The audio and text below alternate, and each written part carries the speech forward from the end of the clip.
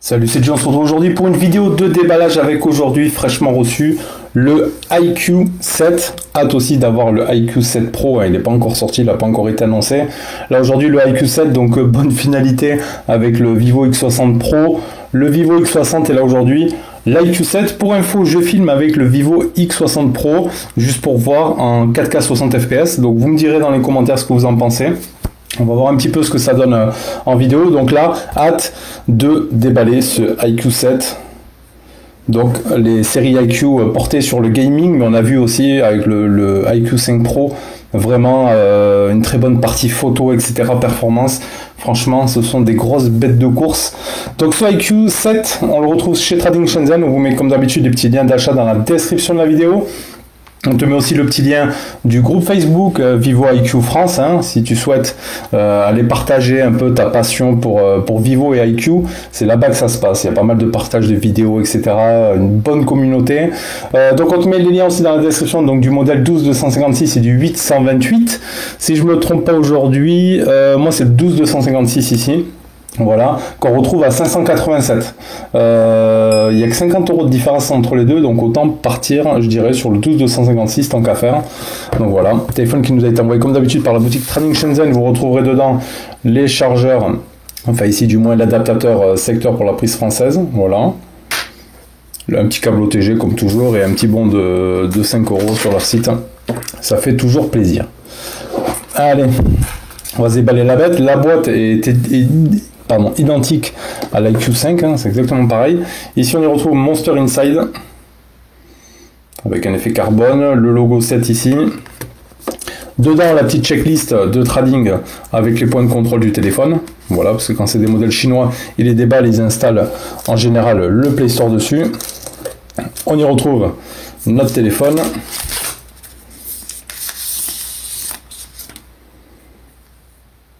Dans sa version noire. Alors normalement j'aurais dû l'avoir blanc, j'avais commandé blanc mais après ils n'avaient pas de blanc, du coup c'est passé sur du noir, mais bon c'est pas très grave, on va voir.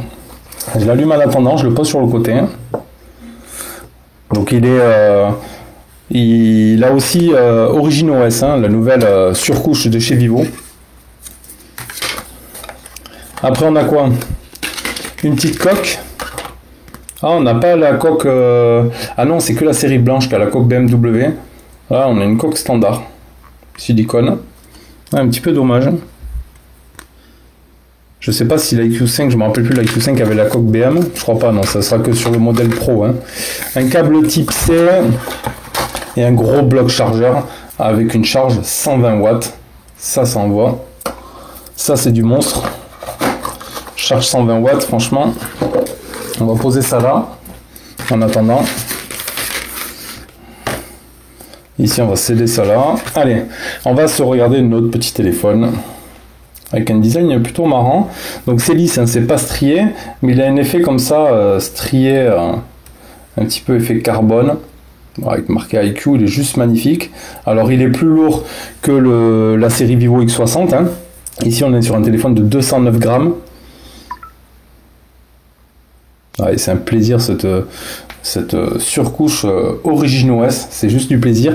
Alors on y retrouve un écran de 6,62 pouces en AMOLED avec un taux de rafraîchissement de 120 Hz, de l'HDR10+, une résolution de 2400 par 1080. Il est propulsé par le Qualcomm, le Snapdragon 888, donc le dernier né de chez Snapdragon.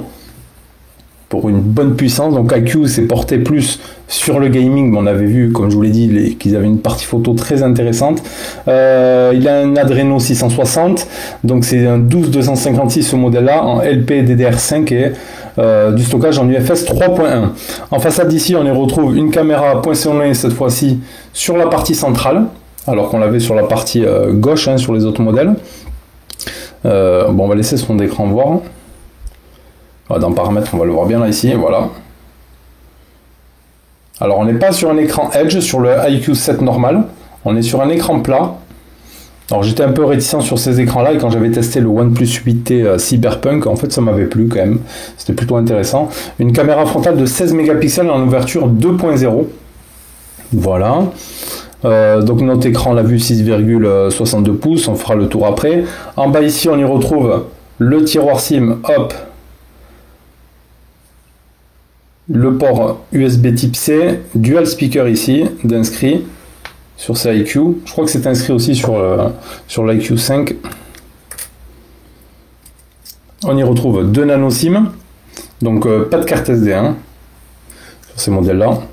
2 nano SIM, donc là on l'a vu, le haut-parleur du bas, sur la partie gauche rien, sur la partie haute, alors ça je pense que ce sera le capteur de proximité ou le micro d'ambiance. Je pense que le deuxième haut-parleur il va sortir d'en haut, il y a une petite fente là, vous voyez, petit liseré comme ça, c'est plutôt sympa. Il zoome vraiment beaucoup ce X60 Pro. Là on a le bouton power et volume plus moins, donc un bouton power aux couleurs rouge un petit peu orangé, plutôt sympa. Et sur l'arrière donc on retrouve notre logo ici iQ. Il y a une fine épaisseur et encore ça fait on passe d'un effet c'est du vert un petit peu mat à un effet brillance, c'est vraiment super joli. Et un bloc photo, vous voyez, c'est vraiment pas, hop là, on va essayer de faire un point. C'est vraiment pas épais du tout. Hein. La partie bloc photo, franchement, c'est de toute beauté. Alors, on a un 48 mégapixels en ouverture 1.79 avec de l'OIS pour la caméra principale. On aura un 13 mégapixels en ouverture 2.5 pour le téléobjectif. On aura aussi du zoom optique x2 et un 13 mégapixels en ouverture 2.2 pour l'ultra grand angle avec un angle de 120 degrés. Franchement, ce bloc photo, il est super joli. Alors là, on est sur un téléphone plat qui va nous faire penser au Vivo le X60. Mais c'est différent. Mais bon, sur le terme d'écran, on est sur la même chose, on est sur des écrans plats. Il a le Wi-Fi 2,4 5 GHz et la Wi-Fi 6, il a un Bluetooth 5.2, il a du NFC, il a la 5G en N1, 3, 28, 38, 41, 77, 78 et 79, et la 4G en B1, 2, 3, 4, 5, 7, 8, 12, 17, 18, 19, 20, 25, 26, 28. Donc il est full 4G pour la France, il n'y a pas de souci. C'est vraiment top d'avoir un téléphone chinois comme ça. En plus, il a le français, il fait des tailles de 162,2 par 75,8 par 8,7. Alors, il est plus épais que la série X60 hein, de Vivo. Il a une batterie de 4000 mAh avec une charge 120 watts et un poids de 209 grammes.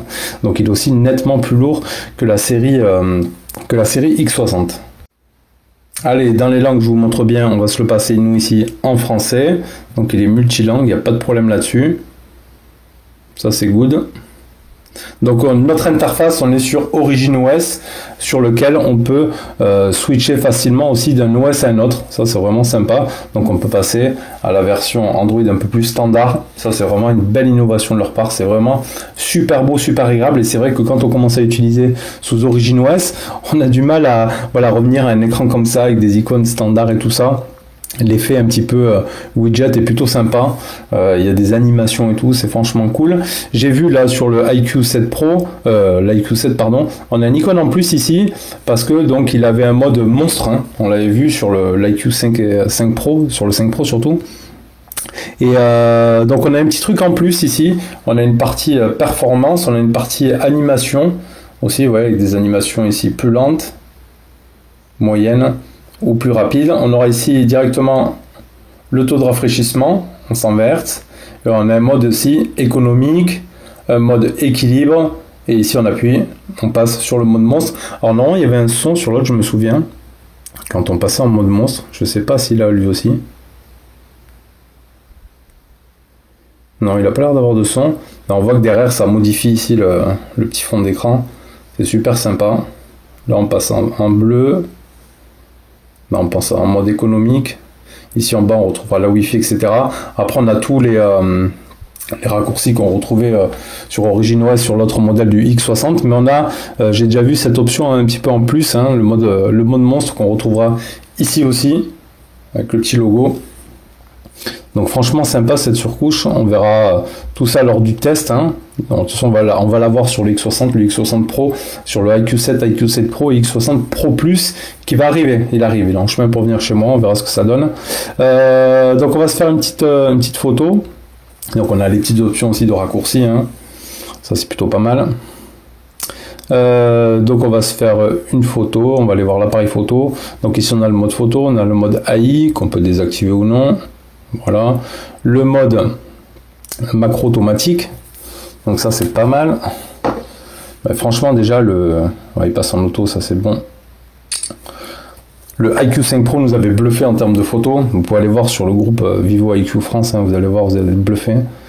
Donc après ici on aura l'ultra grand angle. Enfin, ça sort net. Mode photo normal. Un petit zoom x2.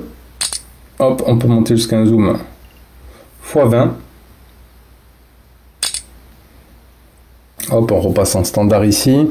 Le mode vidéo, on a du grand angle, on aura du zoom aussi en x10 dans le mode vidéo, on aura la stabilisation, on aura la résolution en 4K avec la fréquence d'actualisation 60 fps, le mode film, des paramètres, on a les vidéos amusantes et en plus on y retrouvera l'instantané mouvement, document, le selfie, l'accès réel en ralenti 48 mégapixels. Ah, on retrouve pas là le ciel étoilé, etc. C'est un petit peu bizarre. Donc on a le mode ralenti, le 48 MP, on va se le faire là. Un petit peu space qu'on n'ait pas le... Alors attends, hop, peut-être il est caché dans le truc. Si on a le mode nuit là, s'affiche sur l'interface principale de l'appareil photo.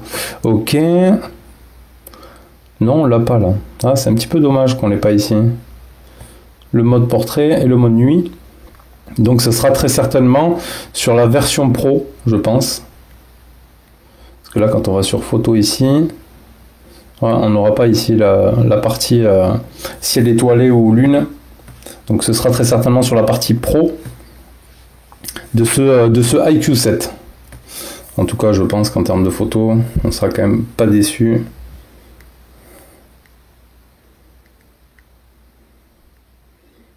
Ça va être super propre. Même le grand angle. On verra après plus en détail lors du test de celui-ci. En tout cas, bonne petite impression. Déjà, quand on se retrouve sur OriginOS, ça fait super plaisir. Voilà, c'est à découvrir. Il y a plein de trucs à faire. On peut voilà, redresser les icônes dans tous les sens. On peut vraiment s'amuser avec, vous voyez. On peut faire plein de choses. S'arranger un petit fond sympa. Donc voilà, après on pourra y mettre les gestures, etc. Ce qu'on va aller voir, on va aller se mettre l'empreinte digitale. Allez, j'ai activé l'empreinte et la reconnaissance faciale. Donc ici déjà on a le Always on Display avec la petite animation qui va bien. Donc après on a le double tap, donc déjà l'empreinte avec la petite nouvelle animation.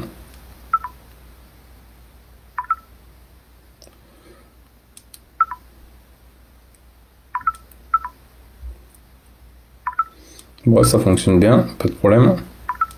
On va essayer le double tap. Hop, avec une petite animation aussi dans la caméra. Hop, ça fonctionne très très bien. Sur ça, pas de souci.